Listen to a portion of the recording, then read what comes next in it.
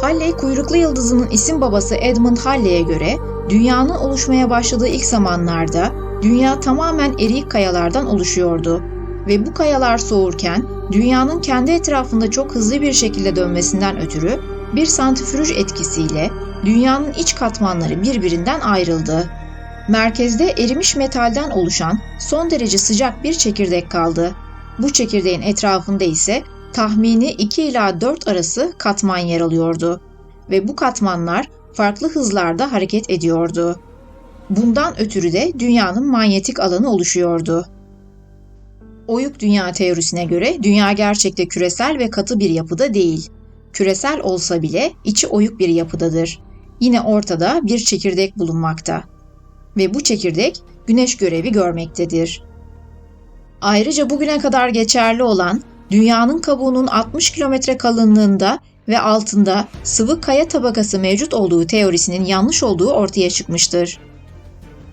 Yapılan coğrafi deneylerde 10 kilometre derinliğe ulaşıldığında sıcaklığın artması beklenirken aniden ısının düştüğü gözlemlenmiştir. Bunun dışında 7 kilometreden fazla derinde fosil mikroorganizmalara rastlanmıştır ki bu bugüne kadar dünyamızın yapısıyla ilgili ortaya atılan bütün teorilere ters düşmektedir. Yine başka bir iddiaya göre 1968'de gönderilen bir uydu kutuplarda bulunan deliklerin fotoğrafını çekti. Ancak NASA'nın bu fotoğrafları arşivinden kaldırtıp toplatması kafalarda yeni soru işaretlerinin oluşmasına sebep oldu.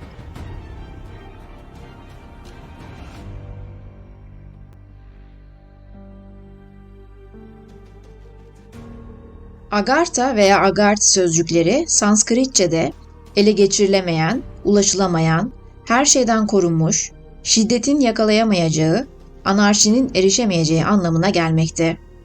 Bir de Shambhala kelimesi var. Genel ve yaygın kanı Shambhala'nın Agartha'nın bir diğer adı olduğu yönünde. Genel olarak bilindiği kadarıyla dünyanın kalbi, yüce ülke, bilgeler ülkesi gibi çeşitli adlarla belirtilen Agartha, teozofik ve ezoterik kaynaklara göre önceki devrenin sonlarına doğru Mu ve Atlantis'ten göç eden bilim rahipleri tarafından kurulmuş bir organizasyondur. Mu ve Atlantis medeniyetlerinin kademeli olarak batışları ve özellikle son batışla birlikte ve yeni dünya devresinin genel programı gereği bilgi ve bilgelik giderek kendini geriye çekerken spiritüel üstatlar ve bir kısım seçilmiş halk Himalayaların altındaki doğal ve yapay yeraltı galerilerine yerleştiler. İnanışa göre dışsal abideyi teşkil eden Himalaya dağları Agartha ülkesi için adeta bir piramit vazifesi yapmaktadır. Yani içi piramit gibi forme edilmiştir. Bundan dolayı yani piramitsel formun getirmiş olduğu çok büyük bir enerji konsantrasyon merkezi durumundadır Agartha. Şimdi piramit formundan biraz bahsedelim. Piramit formu kozmik bir formdur. Yani gelişigüzel yaratılmış bir form değildir. Özellikle okült ve astrolojik bilgilere göre dünyamıza çeşitli yıldız sistemlerinden, yıldızlardan ve gezegenlerden birçok tesirler ve enerjiler gelmektedir. Bunlardan biri de Satürn gezegeninin çevresindeki kuşaklardan veya o alanlardan yayılan büyük iyon dalgaları veya manyetik fotonlardan dünyamıza gelen tesirlerdir. İşte piramit formu bu enerjileri toplamakta, orijinal formundan dolayı bünyesinde biriktirmekte ve kullanıma sunmaktadır. Agartha'da yaşayan varlıklar organik yapı olarak hem daha uzun yaşayabilmekte, hem daha sağlıklı kalabilmekte, hem her türlü bunun getirdiği avantajı kullanabilmektedir. Agartha bilgisini, felsefesini, ahlakını, dini materyallerini ve bilimini doğrudan doğruya Mu'dan ve kısmen Atlantis'ten aldığından Güneş kültürünün bir devamıdır. Güneş Mu'da tek ve mutlak Tanrı'nın monoteistik sembolüydü. Agartha'nın asıl misyonu Mu'nun vahye dayalı Sirius bilgilerini muhafaza etmek ve bunları nesillerden nesillere aktarmak, öğretmek, böylece geliştirme misyonunu sürdürmektir. Böylece Agartha yaklaşık 50.000 yıldan beri Mu kültürünü, dinini, ahlakını ve bilimini hemen hemen değişik görünümler ve kisveler altında fakat hep aynı kökene ve hep aynı orijine, aynı kültüre bağlı kalarak aynı hakikatleri nakletmiştir. Sembollerinden biri bugün günümüzde hala Hint ve Tibet tapınaklarını süsleyen Gamalı haçtır. Bu sembol Mu'dan kaynaklanıyor. Güneşi ifade eden kadim bir sembol. Dünyanın en eski sembollerinden biri sayılıyor. Bu haç, yaratılışın 4 kuvvetini ve 4 büyük enerjiyi sembolize eder. Agarthalılar, dünya sakinlerinin şuurlarında genişleme ve açılma meydana getirmek ve kendilerinin spiritüel anlamda ulaşmış bulundukları duygu ve düşünce birliğine onları da ulaştırmak için yeryüzüne çıkarak insan ırkına rehberlik etmişler ve onları savaşlardan, felaketlerden ve yok oluşlardan kurtarmaya çalışmışlardır. Hiroşima'ya atılan ilk atom bombasından sonra ortaya çıktığı söylenen uçan dairelerin bu nedenden dolayı geldiği iddia ediliyordu. Önceleri beşeriyetle açık temas halinde olan bu organizasyon, bu devrenin koşullarından ötürü gizlenme gereği görmüş ve ikamet yeri olarak birbirlerine tünellerle bağlanan dağlar içindeki yeraltı kentlerini tercih etmiştir. Agartha inisiyeleri nadiren kendi bedenleriyle ve genellikle de enkarnasyon yoluyla yerüstü beşeriyetinin aralarına girerek geliştirici ve yükseltici vazifelerini yapmaktadırlar. Yine inanışa göre birçok peygamber, filozof, bilim adamı, lider, sanatçı, kimlikleri çoğu zaman saklı üstatlar Agartha'da inisiye olmuşlar, özel eğitim ve himaye görüp beşeriyete rehberlik etmişler ve etmeye de devam etmektedirler. Bazı kaynaklarda Agarthalıların dünya ile iç içe yaşadığı, ancak 4. boyutta olduğu için görünmediği söyleniyor. Göründükleri zaman dilimi ise kıyametle ilişkilendiriliyor. Bizlerin şu an göremediği, ancak iç içe yaşadığımız bu medeniyet mensupları, dünya insanlarının 4. boyuta geçişi sürecinde onları karşılayacak, kendilerini tanıtacak ve insanlara bilgi aktaracaklardır. Agarthalı olmak günümüz değerleriyle pek mümkün gözükmemekte. Kuthumi'ye göre Agartha'ya girmek, katılmak, atanmak, seçilmek söz konusu değil. Ancak spiritüel anlamda olmak üzere bileğinin hakkıyla Agarthalı olunabilmektedir. Kişi ancak uluhiyetle tekrar bütünleşip özdeşleşebilecek seviyeye ulaştığı takdirde Agarthalı olabilmektedir. Bu seviyeye ulaşmanın yolu ise tatbikat ve tahakkuk sürecinden geçmektir. Çünkü beşer varlığını en tam ve en aşkın biçimde değişime uğratan ve güçlendiren tek şey ancak spiritüel bilimdir. Yani Agarthalılık, yogilere veya semavi insana özgü en derin hal ile mümkündür. Videonun başında da söylediğim üzere Shambhala Agartha ile çoğu zaman eşdeğer tutulmakla birlikte başka bir teoriye göre daha ziyade dış beni eğiten bir tesir odağıdır. Eşya bilimini ruhun bilimine hakim kılmak ister ve bu uğurda ateşle simgelenen fizik enerjileri kullanır.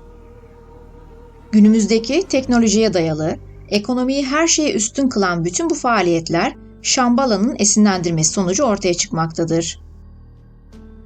Shambhala ve Agartha'yı birbirinin zıttı olan iki kutup olarak ele almamalıyız. Yani biri pozitif, biri negatifi ifade eder diye bir şey söz konusu değildir. Bu konu biraz yanlış anlaşılmıştır. Kendisi de kozmogonik bir varlık olan dünyanın, Agartha sevgi sunumu ile dünyanın kalp çakrasına hitap ederken veya tekabül ederken, Shambhala dünyanın tepe çakrasına tekabül etmektedir.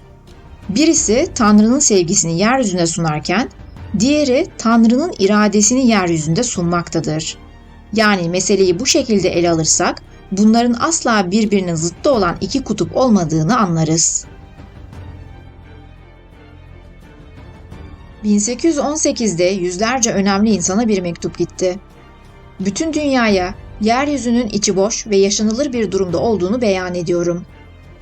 İç içe konulmuş birçok katı küreden meydana gelip kutuplarda bir girişi vardır. Bu söylediklerimin gerçek olduğunu ispat etmeye hazırım. Dünya bana yardım ederse yeryüzünün içini keşfedeceğim. Cliff Simons belki de tüm yaşamını bu teoriyi kanıtlamaya adamıştı. Ona göre dünya iç içe geçmiş 5 küreden meydana geliyordu. Yani 5 ayrı dünya vardı. Bu dünyalarda yaşayanlar hem tünelleri kullanarak diğer katlara geçebilirler, hem de kutuplarda yer alan çıkış kapılarını kullanarak iç dünyalardan dış dünyaya çıkabilirlerdi. Bu keşif o zamanlar kimsenin dikkatini çekmedi. Agartha isim olarak Batı'da ilk defa 19. yüzyılda metalleri altın ve gümüşe dönüştürme formülleri düzenlemiş bir simyacı olan ve diğer adının Yeşil Adamlar topluluğu olduğu söylenen Martinist tarikatının mürşitlerinden Sen-Yves Dalvedra tarafından ortaya atılmıştır.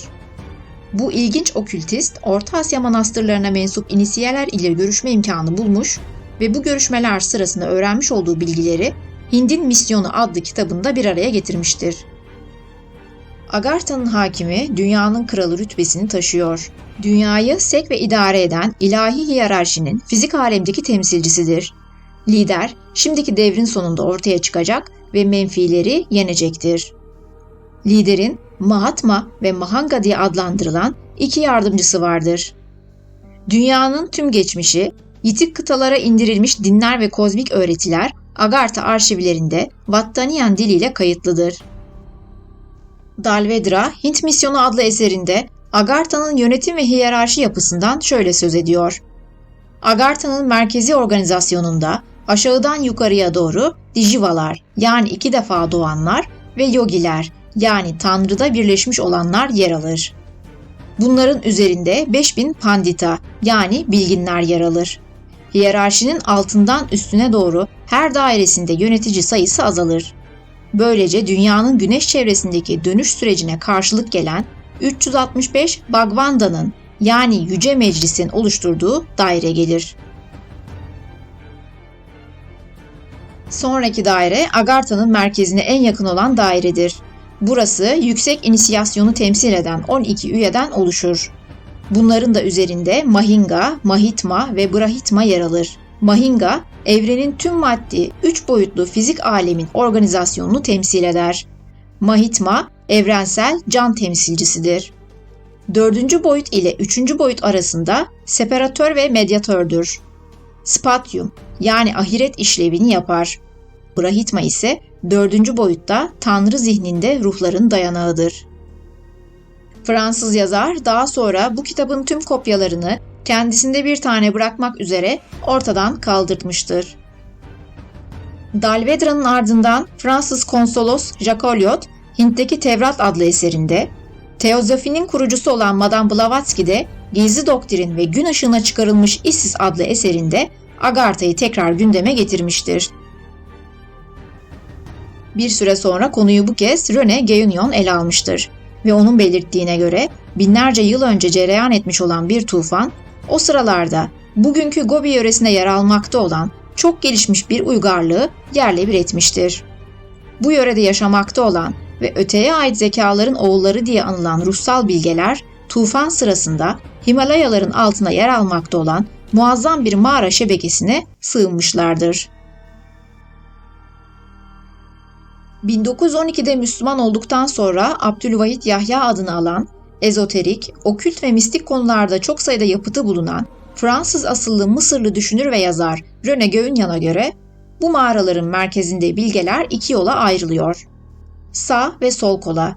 Birinci yol kendini Agartha olarak adlandırıyor. Yani iyiliğin saklandığı yer ve dünya işlerine karışmıyor. Bu sağ kol. İkinci yol Şambala'yı yaratıyor. Guénon'a göre bu kötülüğü kendinde barındıran ve dünya işlerini idare eden sol koldur ve yer üstündeki majiler, kahinler yalnız Şambala ile ilişkiye girebiliyor, bilgi alıyor ve işbirliği yapıyorlar. Bunun için ona yeminler ediliyor ve kurbanlar kesiliyor. Agartha ise bütün kapılarını şimdilik yerüstü insanlarına kapalı tutuyor. Zamanı geldiğinde o kötüyle savaşmak için yerüstü insanına kendi askerlerini gönderecek. Guénon'a göre Türklerin yaşadığı Orta Asya'da Göktürk, Uygur ve Hun masallarındaki ataların kutsal mağaraları ve bir mağaradan geçilerek ulaşılan gizli ülke inanışında Agartha'nın sembolizmi bulunmaktadır. Agartha ile ilgili bir diğer önemli isim Ferdinand Ossendowski'dir. Ossendowski, Bolşevik ihtilaline direnmiş Polonyalı bir bakandır ve başarısız olunca Moğolistan ve Çin'e kaçmıştır. Sığındığı bir Budist manastırında kendisine 6000 yıldan fazla bir zaman önce kutsal bir insanın bütün bir halkıyla bir mağarada kayıplara karıştığı ve yitik bir bilim yardımıyla Agartha adlı yeraltı krallığının temellerini attığı anlatılmış. Ossendowski bu bilgileri 1924'te yayınladığı Hayvanlar, İnsanlar ve Tanrılar kitabında derlemiş. Bu krallığın tahtında tabiatın bütün güçlerini tanıyıp bilen, insanların gönüllerini ve Yüce Kader kitabını okuyabilecek kudrete sahip bulunan Dünya Kralı oturmaktadır. 2016 yılında Antarktika'da toplam 245 kilometrelik devasa çukur olduğunun iddia edilmesiyle oyuk dünya teorisi tekrar gündeme geldi.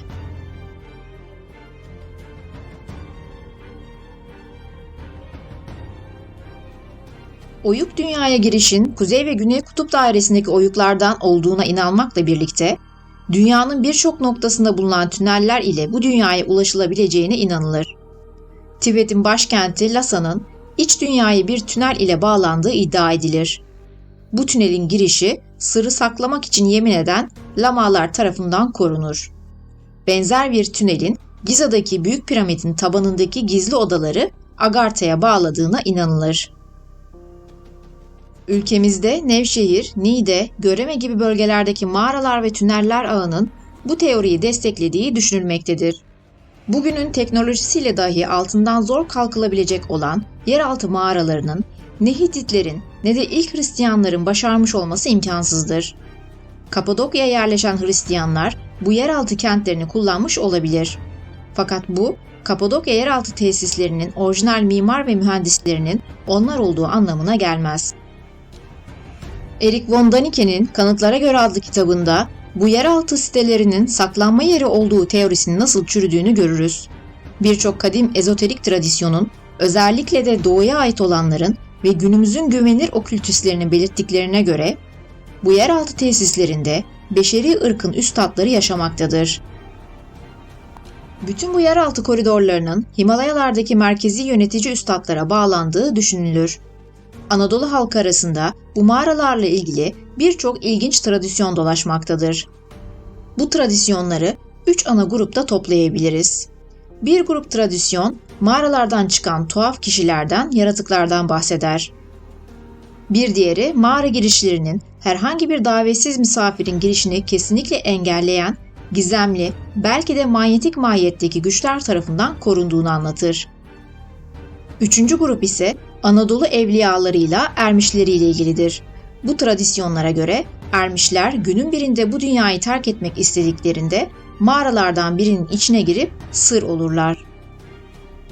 Agartha genel itibariyle parlak yeşil bir ışıkla anlatılır.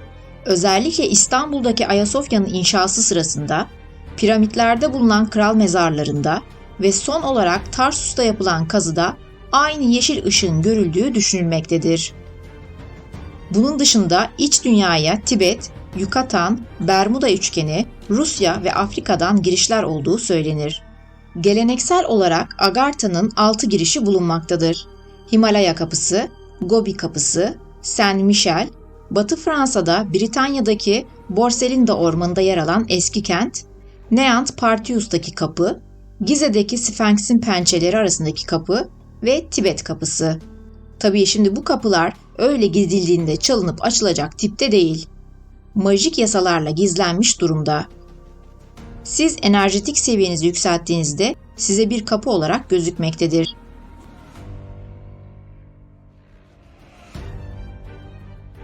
Amerikalı yerli Navajo efsaneleri insanın atalarının dünyanın altından geldiğini öğretir. Kadim insanların doğaüstü güçleri vardı ama büyük bir tufan tarafından sürüldüler. Pueblo yerlilerinin mitolojisi de kendi tanrılarının kaynağını iç dünyaya yerleştirir. İç dünya, kuzeydeki bir delik ile yüzeydeki insanlara bağlanıyordu. Çin, Mısır ve Eskimo yazıları kuzeydeki büyük bir açıklıktan ve dünyanın kabuğunun altında yaşayan insan ırkından bahseder. Yazılar, onların atalarının dünyanın içindeki cennet topraklardan geldiğini söyler. Azteklerin ve Tolteklerin büyük avatarı kadim Quetzalcoatl efsanelerinde onun 8 gün boyunca bir uçan dairede gözden kaybolduğu ve yeraltı dünyasını ziyaret ettiği anlatılır. Başka bir ırktan gelen bu beyaz adam, Meksika, Yucatan yerlileri tarafından büyük kurtarıcı diye anılmaktadır. Aztekler ona sabah yıldızı ve bereket tanrısı derlerdi. Quetzalcoatl, tüylü yılan yani yılan şeklinde sembolize edilmişti. Öğretici, bilgi anlamına geliyordu. Bu isim ona uçan bir araçla geldiği için verilmişti. Kur'an'ın Neml suresinde bahsedilen Dabbetül Arz yani yerden çıkacak ve hakikatleri anlatacak olan canlı varlıklar bu medeniyetlerin mensupları olan varlıklardır. Agartha Kur'an'da Dabbetül Arz olarak da geçen bir ademiyettir. Şu anda dünya üzerinde yaşayan insanlıktan önce yaşamışlar ve sonra da yer altına çekilmişlerdir. Bu çok yüksek uygarlık zamanı geldiğinde kendini insanlığa tanıtacaktır. Tasavvufta da bilinirler. Elmalı'nın çevirisinde Dabbetül Arz insanlık olarak değerlendirilmiştir. Hint, Tibet ve Moğol tradisyonları ve gelenekleri yerin oldukça altlarında saklı ve dünyanın bütün kıtalarında bulunan gizli girişli tünellerle yaklaşılan, dünyanın okült yönetimini tüm kudret ve bilgeliğiyle elinde tutan Agartha ve onun reisi dünyanın kralından söz eder. Aynı şekilde İnka İmparatorluğu'nun kurucusu Manca Copac'ın da Agartha ile bağlantısı kurulur. Mısır inançlarındaki Osiris başka bir yeraltı tanrısıdır. Bazı araştırmacılar da Yunan mitolojisinde geçen tanrıların Atlantisli yöneticiler olduğunu ileri sürer.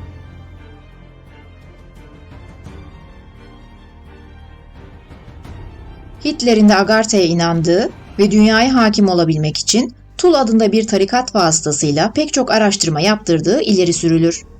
İddiaya göre savaşın sonuna doğru Nazi karargahı yıkıntıları arasında 12 Tibetli rahip cesedinin bulunması Hitler'in bağlantısını kanıtlamıştır. 1939 yılında Naziler Hermann Göring yetkisi altında 3 denizaltı ve 5 gemiyle kutuplara gider. İddialara göre Naziler burada bu üstün medeniyetle iletişime geçip teknolojilerinden yararlanıyordu. 1945 yılında CIA, Nazilerin tüm belge ve araştırmalarına el koydu. Binlerce Alman askeri sorgulandı ve tüm elde edilen bilgiler gizli servise aktarıldı. Yapılan araştırmalarda sadece Führer'in A sınıfı sualtı botları birliğinin kaptanına isimli bir belge bulunur. Belge yüksek gizlilikteki 38 haritadan oluşuyordu. Daha net söylemek gerekirse belgede Antarktika buzlarının altında Agartha adlı bir şehre giden sualtı koridorları mevcuttu. Bulunan bu belgeler üzerine CIA'nin verdiği raporlar doğrultusunda dönemin Amerikan Başkanı Harry Truman'ın emriyle Amerikan Deniz Kuvvetleri 26 Ağustos 1946'da Operasyon High Jump'ı başlatır. Amerikan askerleri ve uçakları bölgeye gider. Fakat suyun altından çıkan uçan dairelerle karşılaşırlar. Uçan dairelerin üstünde gamalı haç vardır. Birçok kayıp veren filo geri çekilince ilk kez basında Antarktika ile ilgili tuhaf söylemler başlar.